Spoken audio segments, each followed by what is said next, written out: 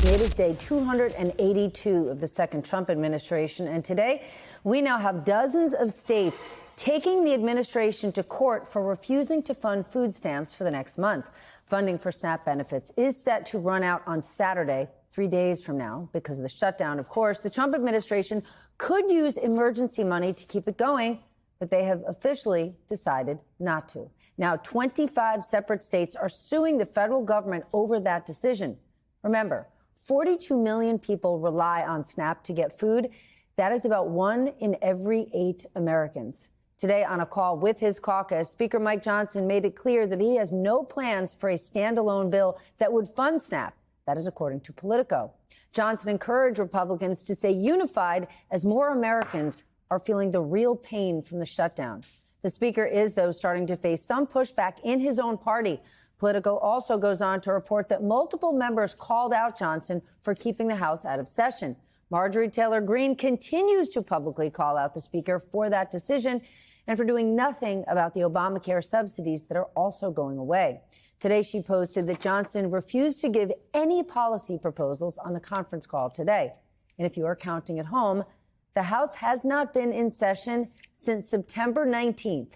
That was more than a week before the shutdown even started. But Speaker Johnson wants you to know House Republicans, they have been working on something. What is that something? It's investigating the Biden presidency. Today, they called on the Justice Department to look into Biden's use of the auto pen. Johnson said that pardons signed with the auto pen are, quote, invalid on their face. This afternoon, AG Bondi posted that a DOJ team has already begun a review.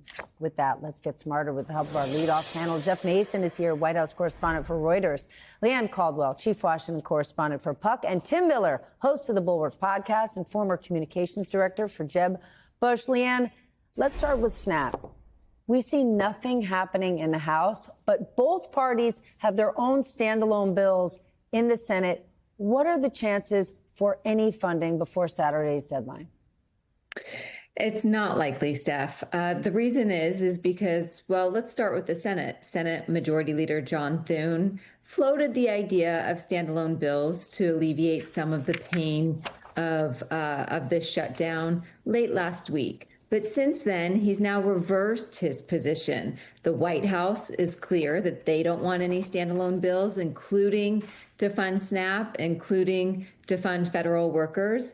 And Speaker Johnson doesn't want that either. He doesn't want to bring the House back just to vote on one bill that does not reopen the entire government. So what Republicans were talking about doing last week, it seems like those plans have fallen completely flat. They think that by not voting on this stuff, it will continue to put more pressure on Democrats to fold, to reopen the government. And so it looks like this stalemate's going to go on for at least a little bit longer, and with no relief in sight for federal workers, for troop pay, unless the administration does something of moving money around, and SNAP benefits, which Democrats insist is actually required by law for the administration to pay SNAP benefits, even if the government is shut down. But the administration is refusing to do so. Steph. Jeff, anyone you cover at the White House, has anyone said to you publicly, privately, expressed any concern about people going hungry, Americans going hungry? And that doesn't mean, I don't want to presume to know whether or not it is something that they're concerned about when they haven't said so, but it's not something I've heard, no. I think largely the White House is interested in and focused on the politics of this shutdown, and so far continues to believe that the Democrats are at the disadvantage. But I do think that the focus right now on people losing their funding for food stamps and people going hungry, it has the potential to shift that conversation. And I also think it's really important, and I'm glad you're focusing on it tonight, to just note that this affects real people.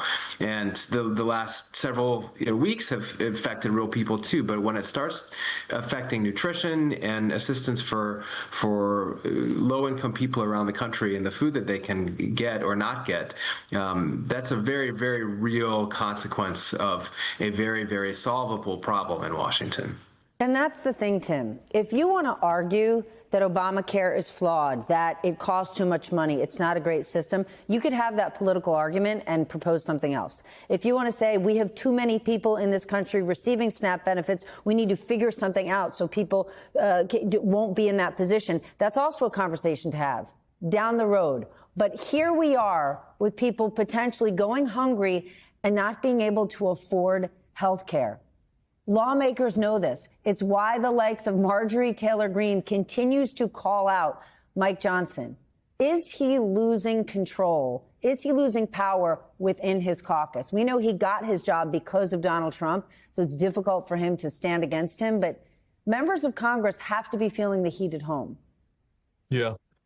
Well, I don't know if he's losing power or not, or whether they're feeling the heat at home yet. Look, the members of Congress don't really seem to be doing anything. It's a great job if you can get it. For 5 weeks, they haven't worked. They're getting paid.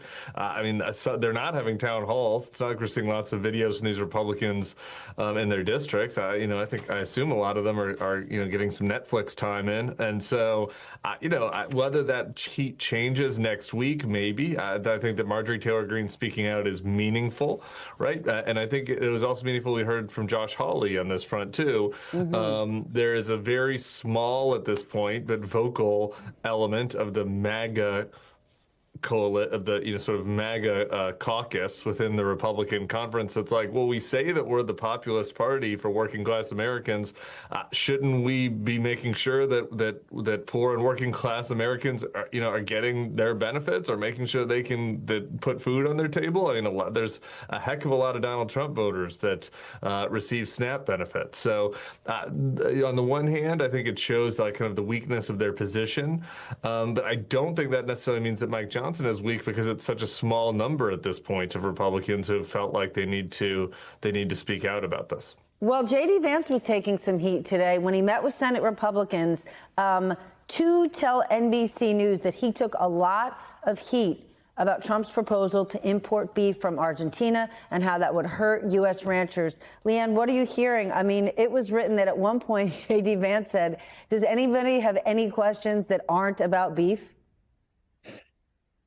Yeah, well, it's interesting that J.D. Vance came to the Capitol to talk to House Republicans, and the government shutdown barely came up.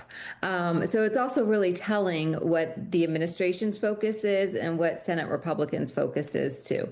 But you're absolutely right. I was on the Hill today talking to Senate Republicans, and they absolutely said that beef was the #1 issue that was brought up in that lunch, that Vice President Vance was told that the president should reconsider his decision to import beef from Argentina. This is really impacting a lot of red states, a lot of cattle producing states, which are red states: South Dakota, Montana, North Dakota, the list, Nebraska, the list goes on. But yeah, it's interesting that this is the one thing that a mass of Republicans are breaking with the administration on. There is a long list of things that privately some have been disgruntled about or don't approve of, but this is the one that they are very public about. Their cattle ranchers are upset. They're hearing from their constituents.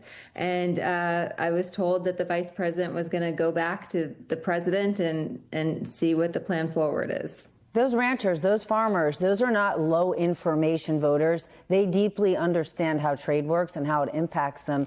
J.D. Vance also said today that the government will pay troops this week despite the shutdown. Jeff, where's that money coming from, and how's the White House picking and choosing what to fund? Because Mike Johnson said they don't have the ability to fund SNAP. How come they have the ability to pay the military? And by the way, I'm glad they are. Sure.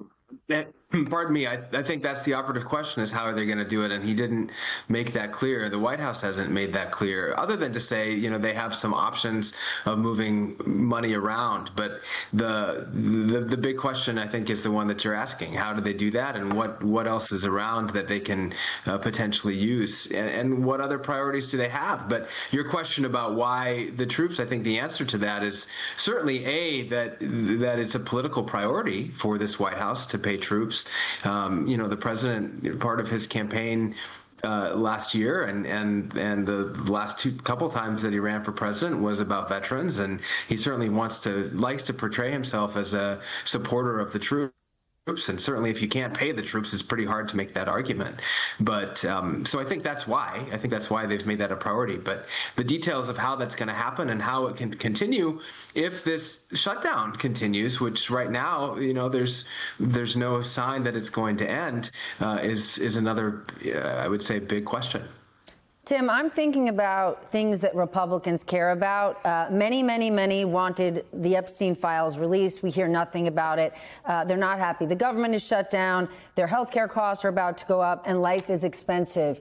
Yet the White House, yet the House now has that. I can't even get a word out. Despite the fact that they haven't been to work in weeks, they're now focused on investigating Joe Biden's auto pen.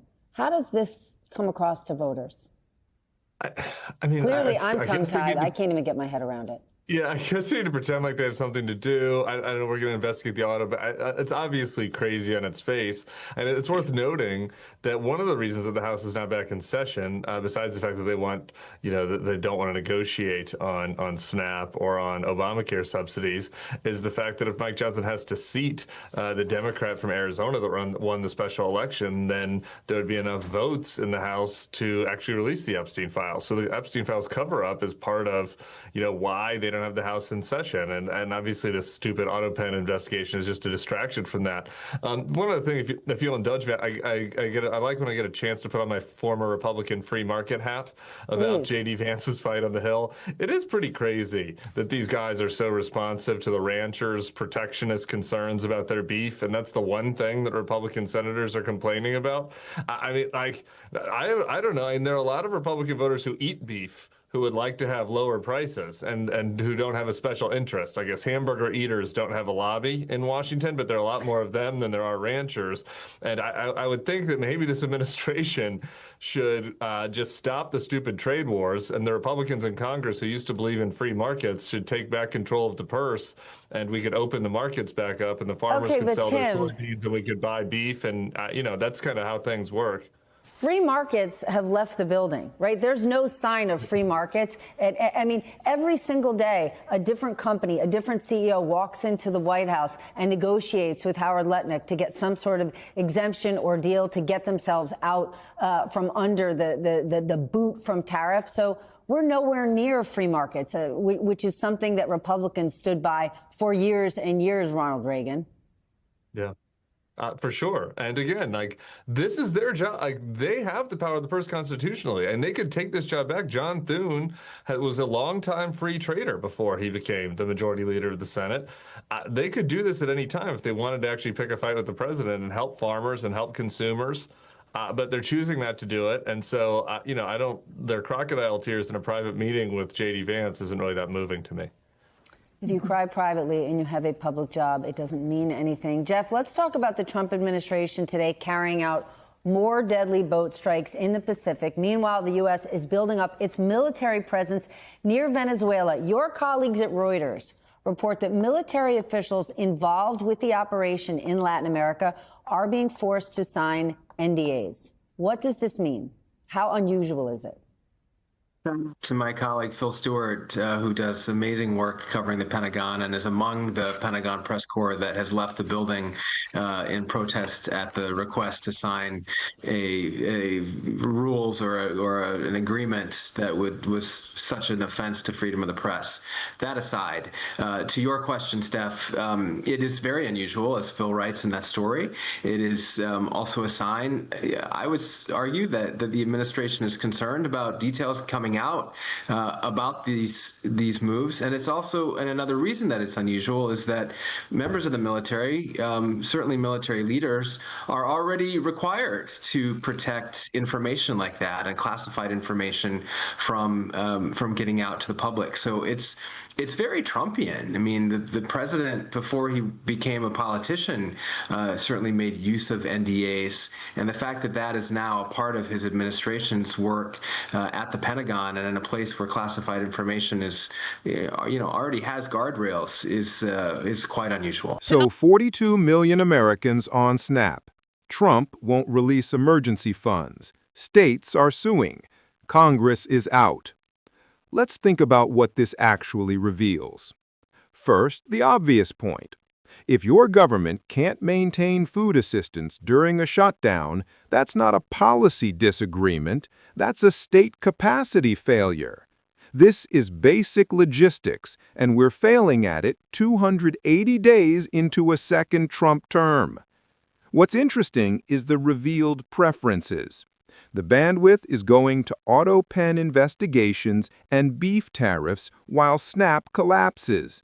That's not ideology, that's attention allocation failure, classic management incompetence at scale. Look at the incentives.